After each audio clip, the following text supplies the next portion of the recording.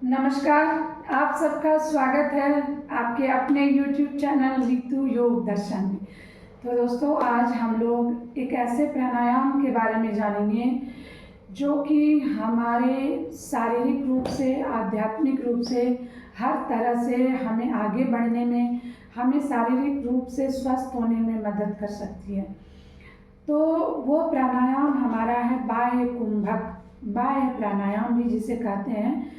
तो उसको हमें कैसे करना है, उसके क्या लाभ हैं और उसे किसे नहीं करना चाहिए, ये सारी बातें हम लोग इस वीडियो के माध्यम से जानेंगे। सबसे पहले हम लोग जानते हैं कि इस प्राणायाम को करना कैसे चाहिए।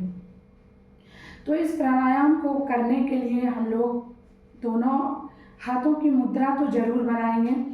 आप कोई भी आसन ले लें, आप पद्मासन या सुखासन में बैठ सकते हैं।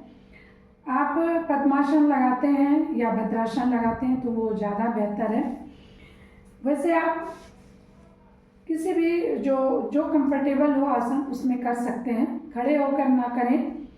सबसे पहला जो नियम है, खड़े होकर ना करें। आप चेयर पे भी बैठकर अगर कर रहे हैं तो नीचे कुछ ना कुछ आप मैट जरूर बिछा लें, ताकि आपकी जो एनर्जी एक्टिवेट होगी ना, वो ज़मीन पर पैर पड़े रहने से वो दिक्कत करेगी। तो ये थोड़ी सी जो आप करने के लिए कैसे बैठना है उसकी सावधानियाँ हैं। आप वज्रासन में भी बैठकर कर सकते हैं। कई लोगों का इस तरह का सवाल भी रहता है। तो वज्रासन में आपको उतना कंफर्टेबल फील नहीं होगा करने में। आप अगर नीचे ज़मीन पर नहीं बैठ सकते तो चेयर पे बैठे जरूर, लेकिन नीचे मैट लगाकर उस पर चेयर रखें, ताकि आपका पैर जो है मैट के ऊपर रहे। तो अगर आप इस तरह से बैठ सकते हैं सिद्धासन में, पद्मासन में, तो वो बहुत बेहतर है। सिद्धासन और पद्मासन इसके लिए बहुत ही बेहतरीन माना गया है। उसके तो कहना ही क्या है, कितना बेहतरीन है इसके लिए। तो चलते हैं मुद्रा में। आप चाहें तो ज्ञान चिन्ह मुद्रा भी लगा सकते हैं, लेकिन मैं यहाँ पर वायु मुद्रा लगाऊंगी। ठीक है, इस तरह से। अब यहाँ से हमें करना क्या है, लंबी सांस भरेंगे, थोड़ी गहरी सांस। थोड़ा ध्यान से देखिएगा।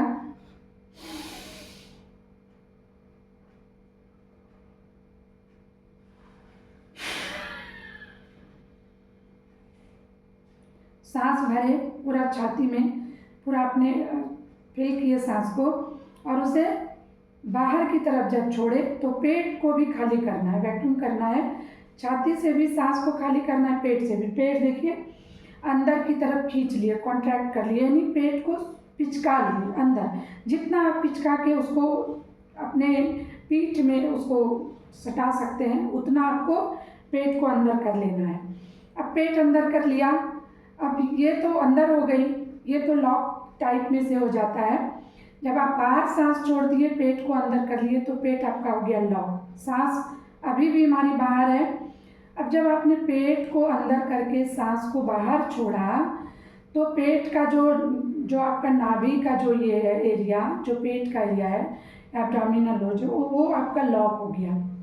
वो जब लॉक हुआ तो आपको नीचे, यानी पेट के नीचे, यानी जो आपके एनस हैं, जो आपका गुदा द्वार है, जो आपके पेल्विक रीजन है, जो जेनिटल पार्ट्स हैं, उसको भी क्या करने हैं, जो पेल्विक रीजन को, आपके गुदा को, उसको भी सिकुड़ लेना है। उसको भी सिकुड़ना मतलब पक्का वाला सिकुड़ना है, छोड़ना सिकुड़ना नहीं है। जैसे आप यूरिन पास करने के समय आपने फील किया होगा कि हम यूरिन पास करते हुए जब रोकते हैं तो उसको फैलाते हैं या छोड़ते हैं, उस तरह नहीं। उसको एकदम से अंदर कॉन्ट्रैक्ट कर लेना ऐसे, और उसको बंद की तरह मतलब लॉक कर देना उसको अंदर। जब बाहर सांस है, पेट आपका अंदर पिचका हुआ है, यानी यहाँ लॉक लगा है। गुदा द्वार को भी अंदर सिकुड़ लिया, अपने एनस को, अपने पेल्विक रीजन को भी अंदर सिकुड़ लिया। अब दो चीज़ आपके लॉक हो गए। बॉडी, कमर गर्दन सीधी रखनी है, और अपनी ठोड़ी को इस तरह से, जो ये एरिया है ना, यहाँ गड्ढा टाइप का हड्डी के इस तरफ, कंठ को, इसको थ्रोट के नीचे, वहाँ पर भी आपको धीरे धीरे इस तरह से लॉक कर देना है अंदर। तो ये 3 जगह आपका बॉडी में लॉक हो जाता है, सांस रह जाती है बाहर। अब इसमें एक प्रश्न ये उठता है कि ये भी क्यों बंद करना, नीचे भी क्यों बंद करना। तो देखिए, आपने बाहर सांस छोड़ा, पेट ऑटोमेटिक, आप जब तक अंदर की तरफ नहीं खींचेंगे ना, आप फोर्सफुली सांस को ना आप बाहर नहीं छोड़ पाएंगे, आप पूरी तरह से खाली नहीं कर पाएंगे। बाह्य प्राणायाम का मतलब ये है कि आप उसको बाहर रोकें। थोड़ी देर के लिए शरीर में ऑक्सीजन की कमी जरूर होती है, लेकिन आपको कुछ होता नहीं है। तो बाहर अपनी सांस रोका, पेट अंदर कर लिया। अब जब आप इस तरह के प्राणायाम करते हैं ना, तो एक हमारी जो नाड़ियाँ हैं, 3 नाड़ियाँ, ईड़ा, पिंगला और सुषुम्ना, तो जो हमारी रीढ़ की जो स्पाइन, जो सुषुम्ना के नाम से ऐसे जाना जाता है, उसके अंदर एक बारीक सी जो हमारी चैनल होती है ना, जो नसें होती हैं, एनर्जी, वो हमारे कनेक्ट रहते हैं ब्रेन से। और वो एनर्जी जो है ना सारे जगह पर हमारे छोड़ती है हमारी ब्रेन, और वहीं से हमारे सारे ऑर्गन्स जो हम टच करते हैं, फील करते हैं, कोई भी चीज़ या हमें कोई भी संकेत मिलता है, उसी नस के माध्यम से मिलता है, उसी नाड़ी के माध्यम से। तो वो हमारा उस समय एक्टिव होता है, एक्टिव रहेगा। अगर हम उसको लॉक नहीं करेंगे नीचे गुदाद्वार को, तो वो जो हम जब पेट को सिकुड़ लिए हैं, अब हमारे जो सारी बॉडी के अंगों से, पार्ट से जो ब्लड है ना, जब ऑक्सीजन नहीं है तो खलबली मची हुई है अंदर, वो सारी चीज़ जब पेट लॉक है, कुछ तो लॉक हो ही जाता है। अगर आप प्रैक्टिस करते हैं तो बहुत अच्छे से लॉक लगता है। तो वो पेट के चारों तरफ आके ना एक धक्का सा मारते हैं कि कैसे हम अंदर जाएं, ठीक है। और वो अगर यहाँ नहीं जा पाएंगे तो क्या करेंगे, वो नीचे प्रवाहित हो जाएंगे। वो एनर्जी हमारा कहाँ चला जाएगा, नीचे। हमारी वासना जगेगी, हमारा काम जगेगा। तो उससे पहले हमें क्या करना है, हमें रोकना है। तो उसको रोकने के लिए हम अपने एनस को, गुदाद्वार को, यानी हम मूल बंध, उसे मूल बंध बोला जाता है, जो आप सबसे मूल द्वार उसी को बोला जाता है, उसको बंद कर लिया। अब हमारी एनर्जी नीचे नहीं जाएगी, व्यर्थ वाली जगह पे नहीं जाएगी। और पेट लॉक है, यहाँ पर भी बंद लगा हुआ है, लॉक लगा हुआ है, बंद मतलब लॉक, तो यहाँ भी नहीं जाएगी। तो क्या करेगी, वो ऊपर जाएगी। तो अगर आपकी वो एनर्जी, जो वो एनर्जी का एक अंबार है, जब आप पूरे लॉक कर लेते हैं, तो जब आप इस तरह के प्राणायाम करते हैं तो वो एनर्जी एकदम से ना सडनली आपके ब्रेन तक भी नहीं पहुंचना चाहिए। मतलब ब्रेन तक भी पहुंचेगी ना तो वहाँ भी आपको एक झटका सा लगेगा, हैंग सा करेगा। तो वहाँ पर हमें नहीं पहुँचे, क्योंकि उस स्थिति में हमारी जो एनर्जी है ना वो ऊर्ध्वमुखी हो जाती है, ऊपर की तरफ जाने के लिए खोजती है। नीचे बंद है, बीच भी बंद है, तो ऊपर जाएगी। तो हम इसलिए यहाँ पर गले को लॉक करते हैं, जिसे जालंधर बंद बोला जाता है। नीचे मूल बंद हो गया। उड़ियान मतलब पेट वाली जगह पर जो लगाए उसको उड़ियान बंद बोल दिया जाता है। तो तीनों बंद हमारा लग गया, सांस हमारा बाहर है। इस तरह से आपकी जो ऊर्ध्वमुखी जो एनर्जी है, जो ऊर्जा है, वो आपके अचानक से ब्रेन में भी नहीं पहुंचेगी, यहाँ पर आकर आपका रुकी हुई रहेगी। और फिर जब आप इसको छोड़ेंगे, सांस को बंद को छोड़ेंगे, लॉक को हटाएंगे, सांस लेंगे, तो वो एनर्जी चैनलाइज होगी, आपके ब्रेन तक जाएगी और पूरी बॉडी को, हर अंगों को एक्टिवेट करने में आपकी मदद करेगी।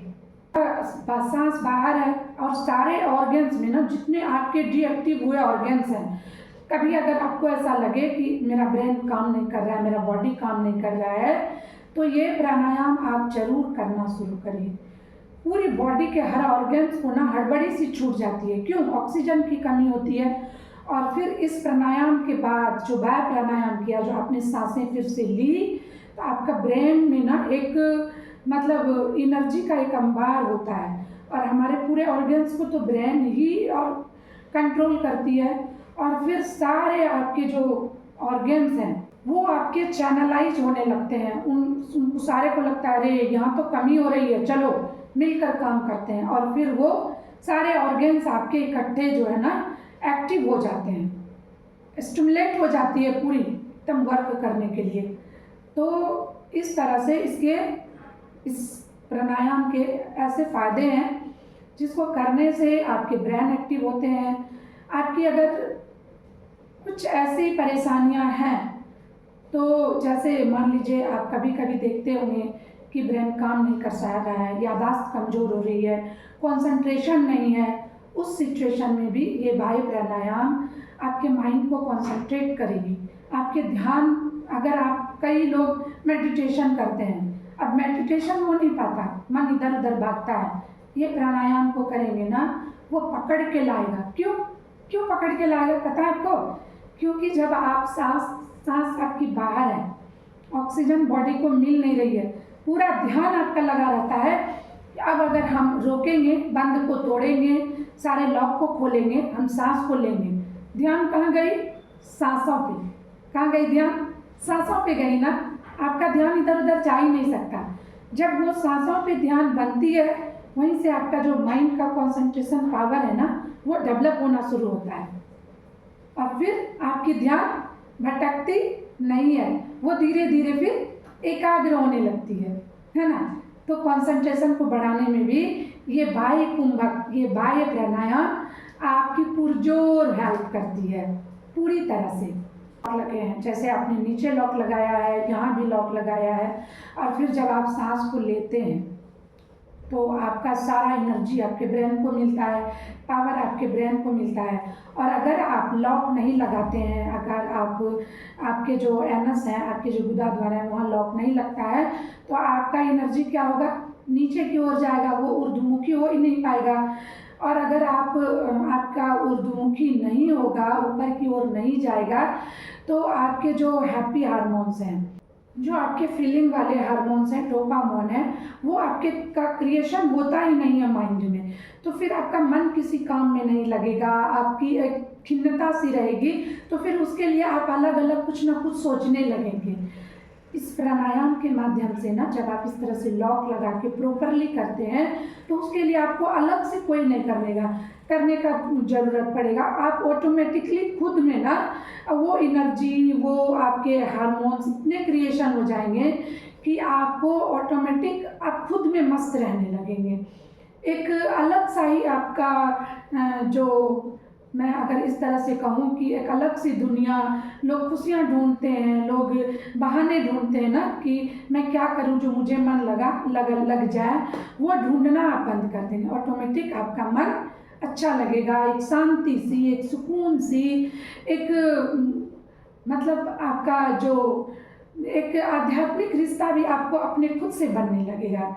तो इस तरह से इस प्राणायाम के फायदे हैं। अगर आप चाहते हैं कि हमारे लाइफ में एक बैलेंस रहे, एक समन्वय रहे, भौतिक से भी और आध्यात्मिक में, दोनों में बैलेंस बन जाए, या आप कोशिश कर रहे हैं बनाने की और आप नहीं बना पा रहे हैं इस समन्वय को, आध्यात्मिक और भौतिक, क्योंकि चाहिए तो सब कुछ है ना, तो उस बैलेंस को बनाने के लिए ना आप इस प्राणायाम को अपना सकते हैं। इस प्राणायाम का बहुत ही अमेजिंग रिजल्ट है। इसको जानते हैं कि इसे करना किसे नहीं चाहिए, तो जिससे हार्ट की बहुत ज़्यादा प्रॉब्लम है, जिसके हार्ट बीट बहुत ज़्यादा बढ़ती है। वैसे देखिए, हार्ट बीट अगर इस प्राणायाम को करते हैं ना, तो कुछ देर के लिए सांसें हम लोग भी तेज लेते हैं, या कोई भी लेता है, लेकिन अगर कुछ ऐसी सिचुएशन बने तो उनको नहीं करना है।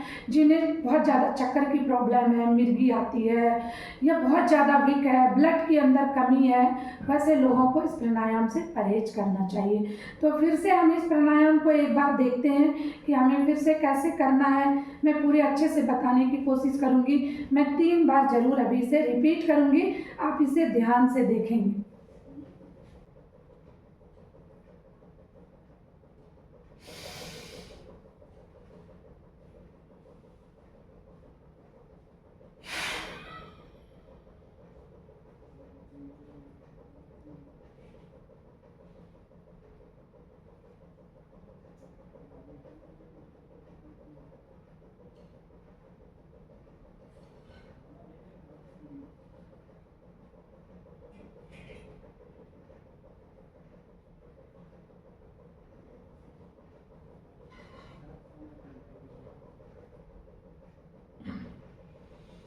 इस तरह से धीरे धीरे लॉक को खोलना है, ऐसे नहीं करना है, ठीक है, ऐसे नहीं।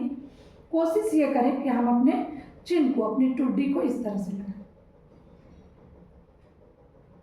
इस एरिया को, शोल्डर वाले एरिया को ऐसे नहीं झुकाना है। पेट को अंदर कॉन्ट्रैक्ट, एनस द्वार को अंदर कॉन्ट्रैक्ट, और फिर गले को भी आपको वहाँ पर बंद कर देना है।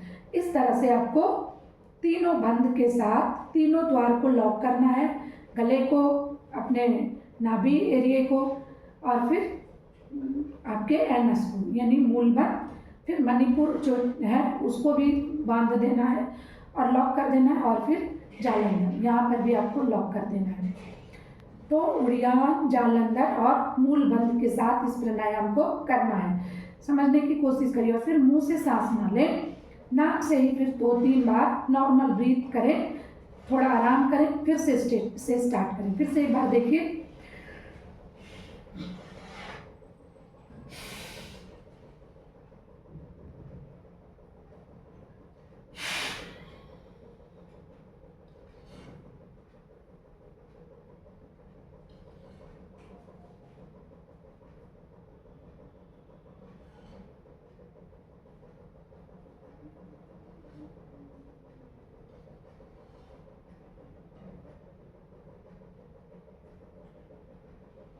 इस तरह से फिर जब आप तो बंद को तोड़ेंगे, लॉक को तोड़ेंगे, तो वो ऑटोमेटिक आप सांस लेंगे, क्योंकि सांस तो हमारी बाहर थी। तो ठीक, फिर थोड़ा स्थिरता पूर्वक, थोड़ा बैलेंस पूर्वक सांस भरें और छोड़ें। इसे आप कर कितनी बार सकते हैं ये भी जान लेते हैं। इसे आप अगर बिगनर्स हैं तो सांस को छोड़ें और लें। एकदम बिगनर्स हैं तो आप पहले अंतः कुंभक करें, बाह्य कुंभक ना करें। इसे करने से, अगर आप प्राणायाम कर रहे हैं रेगुलर, तो आप इसे ट्राई कर सकते हैं। इसे करने से और भी कई सारे हमारे फायदे हैं। एक तो मैंने बताया कि आपकी पूरी बॉडी चैनलाइज होती है, पूरे ऑर्गन्स जो है ना एक साथ काम करने के लिए चैनलाइज होते हैं, क्योंकि आपके ब्रेन को अपार शक्ति मिलती है इस प्राणायाम से। और यहाँ पर जैसे मैंने पहले बताया था कि जब हम पेट को अंदर पिचकाते हैं, अंदर कॉन्ट्रैक्ट करके रखते हैं, तो यहाँ लॉक लग जाता है। अब जो पूरी बॉडी है ना, क्योंकि यहाँ तो मची हुई है खलबली, ऑक्सीजन तो मिल नहीं रहा है, तो वहाँ से ब्लड सारे जो है ना ये चारों तरफ हमारे जमा होते हैं। और वो जब जमा होते हैं, जब हम सांस फिर से भरते हैं, तो वो इकट्ठे सारे ब्लड हमारे पेट के में जाते हैं, हर ऑर्गन्स को क्या करते हैं, एक्टिव करते हैं। और इस स्थिति में फायदे क्या मिलते हैं? अगर आपको डाइजेशन की इशू है, कब्ज है, आपके आंतों में कोई दिक्कत है, लीवर में कोई दिक्कत है, उन सारे चीज़ों को ये इम्प्रूव करती है। आपके हार्ट को अच्छा करता है, आपके लंग्स को अच्छा करता है, क्योंकि जब आप सांस को बाहर रोके तो क्या हुआ, आप सबको अंदर बाहर रोके हुए हैं, यानी आपने कार्बन डाइऑक्साइड को सारा खींचा और बाहर रोका है। अब जो आपने खींचना है वो ऑक्सीजन पूरा जाएगा आपके अंदर, आपके ब्लड में सर्कुलेशन अच्छा होगा, ऑक्सीजन की मात्रा बढ़ेगी और आपकी एनर्जी जो है वो अचूक तरह से काम करेगी। इसके अलावा ये प्राणायाम के और क्या फ़ायदे हैं? अगर आपको कोई गलत लत है, नशे की आदत है, या कोई इस तरह की लाइफ में कई चीज़ें होती हैं जो आप लोगों से शेयर नहीं कर सकते, लेकिन आपको खुद में लगता है कि ये गलत है, मैं इसे छोड़ना चाहता हूँ, तो इस प्राणायाम को करने से ना आप में ये पावर, ये ऊर्जा, ये कैपेसिटी डेवलप होगी कि आप उस चीज़ का त्याग कर पाएँ, उस चीज़ को छोड़ पाएँ। तो ये प्राणायाम को एक बार फिर से देख लेते हैं कि हमें बाह्य प्राणायाम, बाह्य कुंभक को कैसे करना है। कमर गर्दन सीधी।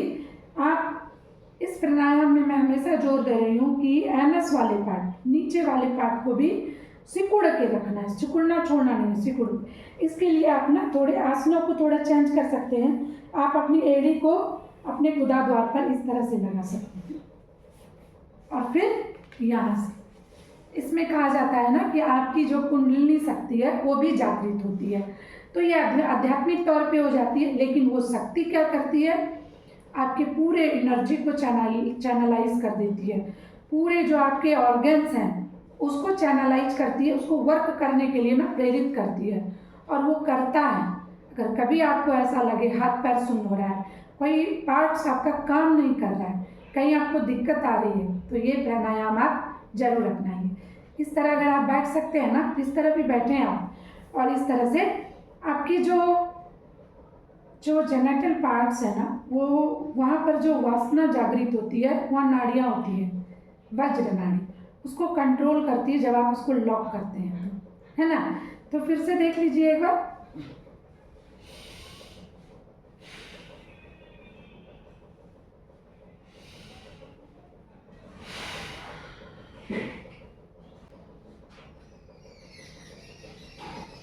इस तरह से कर सकते हैं, ठीक है। तो आज के वीडियो में इतना ही, फिर मिलते हैं अगले वीडियो में और भी अच्छी जानकारी और अच्छे अभ्यासों के साथ। तब तक के लिए धन्यवाद।